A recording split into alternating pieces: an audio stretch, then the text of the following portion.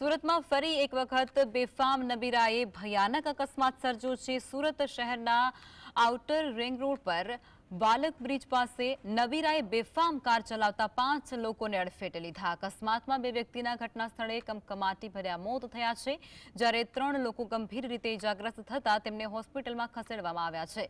પ્રાથમિક તપાસમાં કારની સ્પીડ 130 હોવાનું પણ સામે આવ્યું છે, ત્યારે પ્રત્યક્ષદર્શીના અહેવાલ મુજબ કારમાં બેઠેલા નબીરાઓ નશાની હાલતમાં હતા। ઘટનાની જાણ થતાં જ પોલીસ ઘટના સ્થળે દોડી આવી હતી અને ત્યારે સુરતમાં ફરી એક વખત બેફામ બનેલા નબીરાના કારણે લોકોના ભોગ લેવાયા।